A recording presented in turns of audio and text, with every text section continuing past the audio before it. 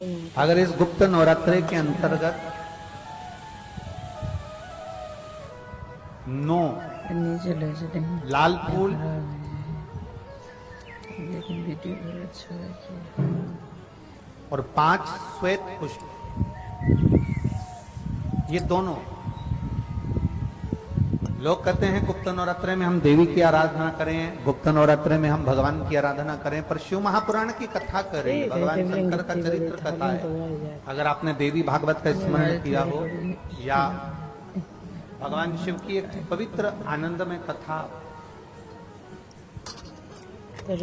स्कंद पुराण के काशी खंड में अगर सुनी हो या उसमें भी नहीं पढ़ पाए हो तो शृंगी ऋषि के चरित्र में आता है। शृंगी बाबा ने वर्णन किया है कि किसी भी स्थान पर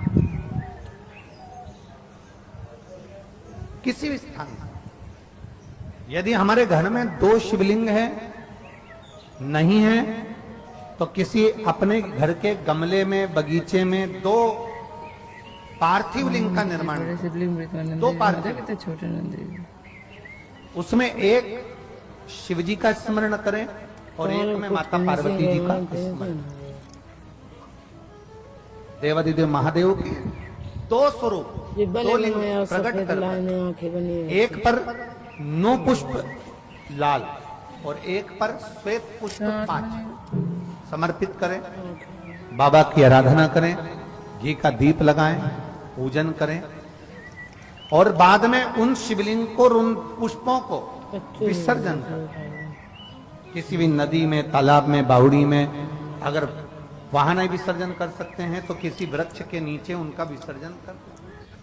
अगर जमीन पर भगवान शिव बैठे हैं, भगवान शंकर का शिवलिंग अगर भूमि पर है तो मेरे देवादिदेव महादेव माता पार्वती को ऊंचे स्थान पर रखते हैं कि तू मुझसे ऊंची बैठना, मैं तो जहां हूं वो ठीक है। एक नारी का आदर क्या हो सकता है, एक नारी का सम्मान क्या हो सकता है, एक नारी का सत्कार कैसा होना चाहिए, एक नारी का आदर कैसा होना चाहिए, एक नारी का आदर सम्मान सत्कार कैसा होना चाहिए, ये देवादिदेव महादेव बता, ये भगवान शंकर पूजा कायदे नहीं होनी चाहिए। आदर कैसा लोग कहते हैं कि सबसे ज्यादा प्रेम इन देवता ने करा, कोई कहता है कि भगवान ने इन देवता ने प्रेम करा, कोई कहते हैं उन देवता ने प्रेम करा, पर कभी कभी अंदाजा लगाकर बैठिएगा शिव जैसा प्रेम कोई नहीं कर सकता, शंकर जी जैसा प्रेम कोई नहीं कर सकता, भगवान शंकर जैसा स्नेह नहीं कर सकता। कौन देवता होगा जिनकी धर्म पत्नी अपने प्राणों को त्याग दी और माता सती को कंधे पर रखकर, माता सती को कंधे पर धारण कर कर भगवान शंकर ने तांडव मचाना, भगवान शिव ने तांडव मचाना प्रारंभ करा। कौन देव हो जो सब है सती, शव को कंधे पर लेकर भगवान देवादिदेव महादेव ने तांडव रच दिया। इतना प्रेम, इतना प्रेम। ब्रह्मा जी ने कह दिया है भगवान देवादिदेव महादेव से, सुनो भोलेनाथ, तुम्हारी धर्म पत्नी सती के शरीर के टुकड़े हो गए हैं और ये 52 शक्तिपीठों का निर्माण हो गया है।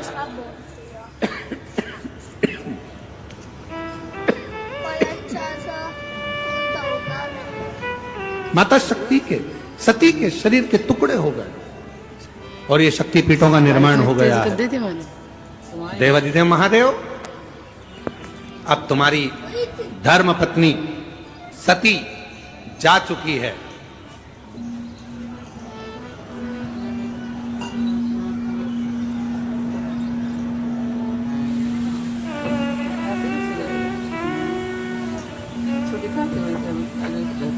अब माता सती जा चुकी है।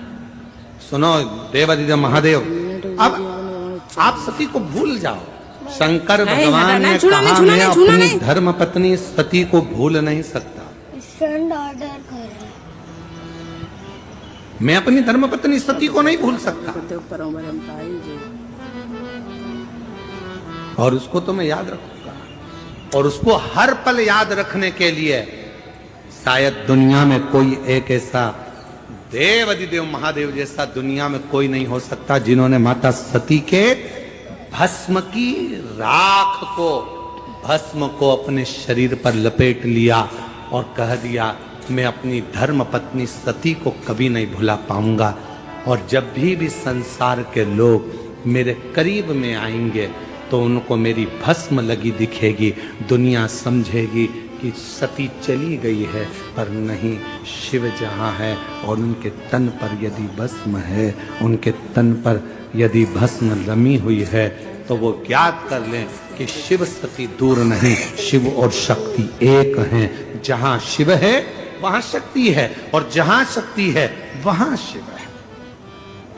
इन दोनों में कोई भेद नहीं है।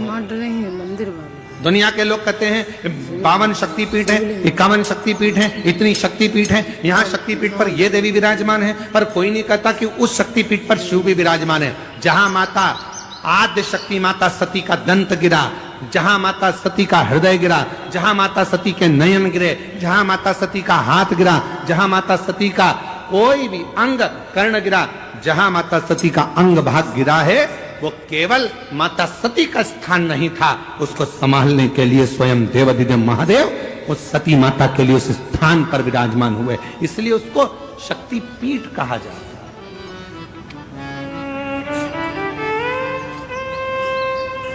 शक्ति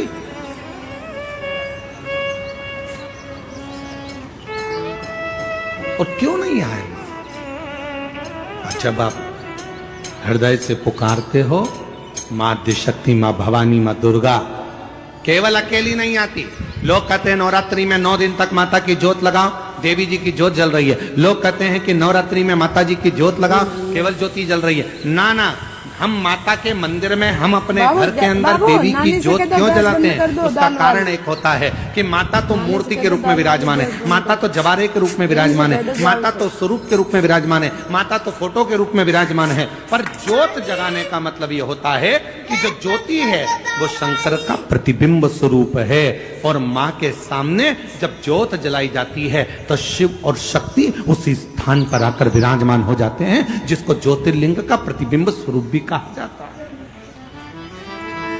शिव और शक्ति दोनों विराजमान, दोनों।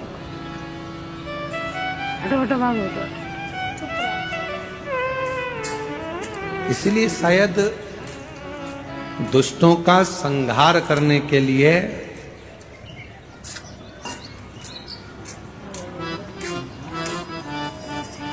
मां प्रकट जरूर। लोग कहते हैं कि अकेली है, अकेली अकेली एक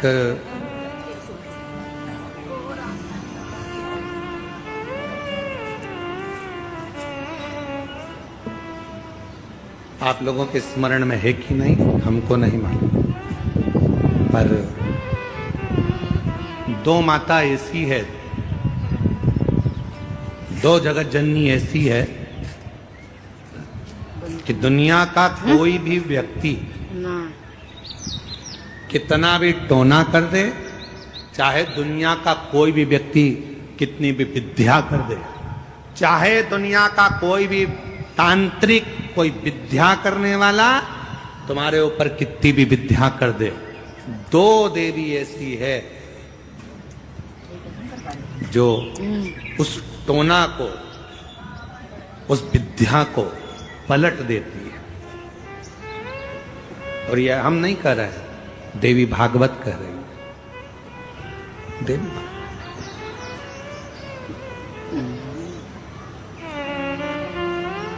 काली पुराण में भी इसका वर्णन आता है, देवी भागवत में भी इसका वर्णन आता है।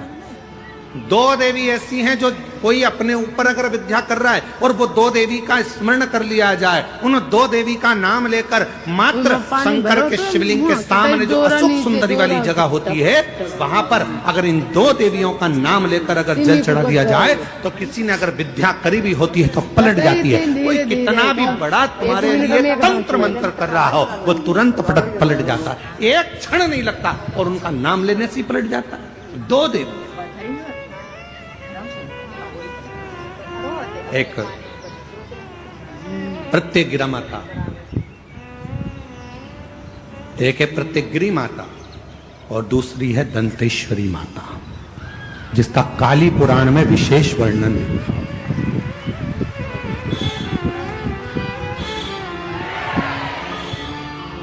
जिसका देवी भागवत में वर्णन आता है। और महाराज प्रत्येकगिरी माता का वर्णन स्वयं यहां तक,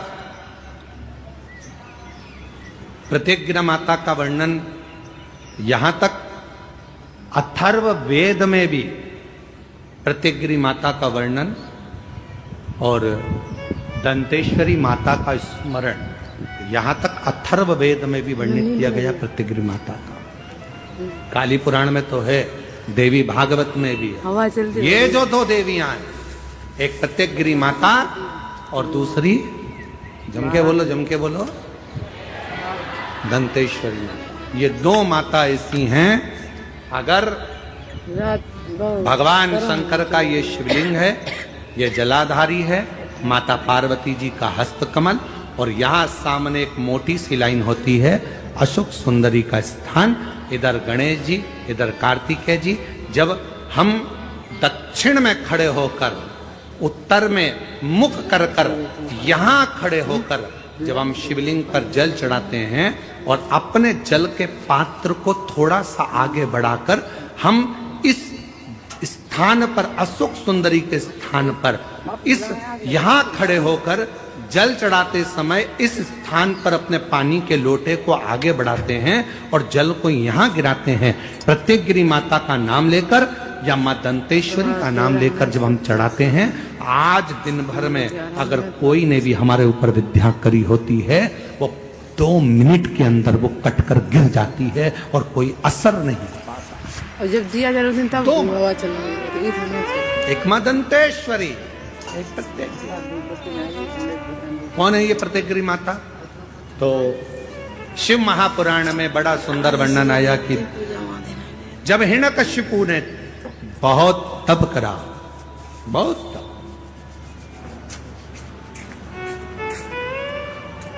बहुत,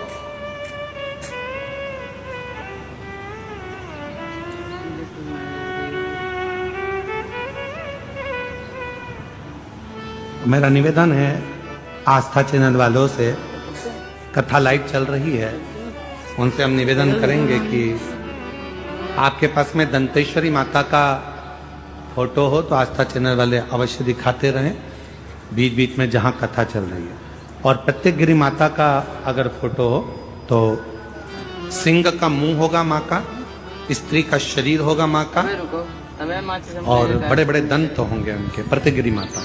अगर वो भी चित्र हो तो अवश्य जहां कथा चल रही है तो लोगों को मालूम पड़े कि प्रत्येकगिरी माता कौन सी है, दंतेश्वरी माता कौन सी है, उनका स्वरूप का दर्शन अवश्य करें। और प्रत्येकगिरी माता का अगर फोटो का आप लोगों को समझ में ना आए तो एक बार हमको व्यासपीठ पर लाकर उस मोबाइल में दर्शन कराएं तो हम भी बता देंगे। प्रत्येकगिरी 2 माता ऐसी, काली पुराण के अंतर्गत, देवी भागवत के अंतर्गत, हमारे वेदों के अंतर्गत 2 माताओं का क्रम बड़ा विचित्र। तो हम अभी जो कथा को प्रारंभ कर रहे हैं तो प्रत्येकगिरी से प्रारंभ कर रहे हैं और इसको लेकर जाएंगे दंतेश्वरी माता तक। मां दंतेश्वरी चल लगी ना महाराज,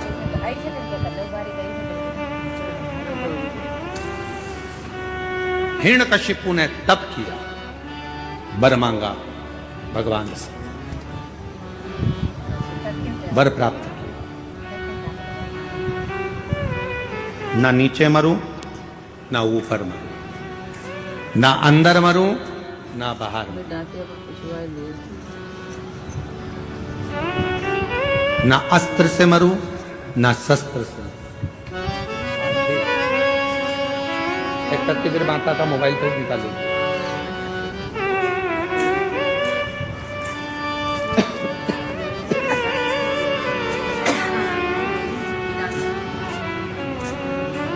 ना अस्त्र से मरूं ना शस्त्र से मरूं, ना दिन में मरूं ना रात में मरूं, ना नर से मरूं ना पशु से मरूं,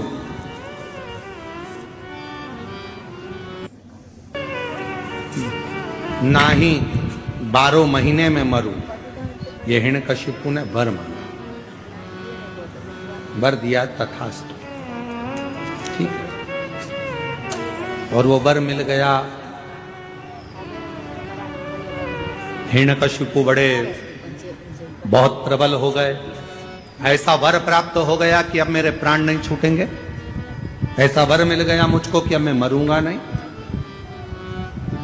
खूब खूब उत्पात हिरण्यकशिपु ने मचाया। घर आया तो पता चला कि मेरी धर्मपत्नी के गर्भ से एक बेटे ने जन्म लिया है जिसका नाम प्रहलाद है, जिसका नाम प्रहलाद का जन्म। हाँ, और वो भी देवऋषि नारद के घर में कुटिया में हुआ प्रहलाद।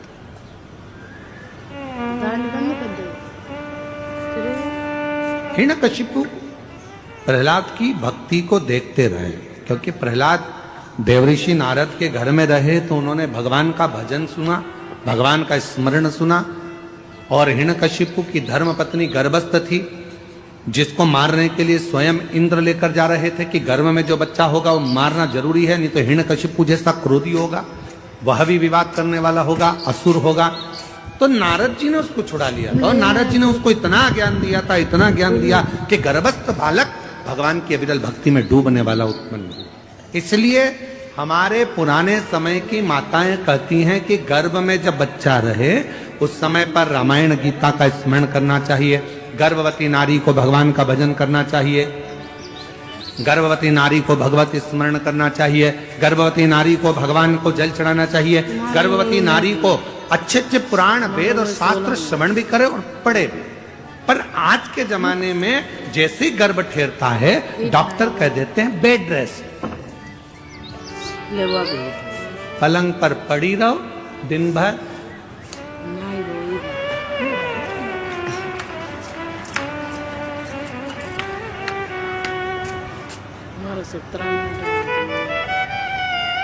कितनी गर्भवती माताएं हैं?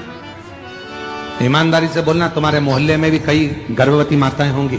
कितनी हैं जो रामायण पढ़ती हैं, कितनी हैं जो गीता पढ़ती हैं, कितनी हैं जो शिव पुराण पढ़ती हैं, कितनी हैं जो भागवत पढ़ती हैं। बहुत ना के बराबर कोई माताएं होंगी जो गर्भावस्था में भगवान का भजन करती होंगी, गीता रामायण पढ़ती होंगी। बेड रेस्ट का बोल दिया जाए तो माताएं अपना मोबाइल लेकर दिन भर, मम्मी उठ नहीं सकती क्योंकि डॉक्टर ने बेड रेस्ट बोला है, तो मम्मी भी बेचारी क्या बोले, सास तो हमेशा बुरी होती है बेचारी, बोल के भी बुरी होना। तो इससे अच्छा है बेटा जैसा डॉक्टर ने बोला वैसा कर ले। पर हमारे डॉक्टर तो पूर्व समय में कहते थे बेटा खूब काम करो। जैसे एक विदेश में बड़े बदतमीज एक संत घूमने गए तो वहां उन्होंने देखा 2 तरह का हॉस्पिटल था। इधर लिखा था कि ऑपरेशन से बच्चे होते हैं और इधर लिखा था नॉर्मल डिलीवरी होती है।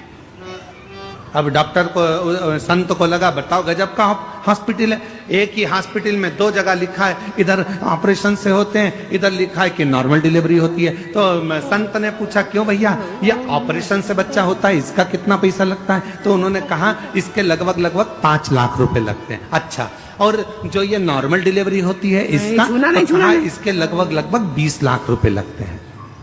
नॉर्मल डिलीवरी के 20, ऑपरेशन से 5, ऐसा क्या है? तो कहे चलो अंदर चलकर दिखाते हैं। तो ऑपरेशन वाले का उन्होंने थिएटर दिखाया, जो भी ऑपरेशन रूम था, इसमें बच्चे को माता के ऑपरेशन कर देते हैं और बच्चे को बाहर निकाल देते हैं। और इसमें एक छोटा सा खेत जमीन दी है, अपनी सब्जी बनाओ, अपनी सब्जी बो, गेहूं है, खूब चक्की चलाओ और चक्की चलाकर बढ़िया आटा बनाओ, अपनी रोटी खुद बनाओ, अच्छे से झाड़ू लगाओ, पोछा लगाओ, अपने घर को साफ रखो और अपने आप तुम्हारा बच्चा हो जाएगा। हमको 20 लाख रुपए दो और अपने घर जाओ। ये 20 लाख। और यही बात जो विदेश में हॉस्पिटल बना है जिसमें 20 लाख रुपए लग रहे हैं और नॉर्मल डिलीवरी हो रही है, तो वही बात हमारे घर की बुजुर्ग माताएं कहती हैं, बेटा थोड़ा काम कर ले, जाता हो जाएगा, अच्छे से बच्चा हो जाएगा, थोड़ी मेहनत कर, थोड़ा परिश्रम कर। अरे मम्मी बेड रेस्ट,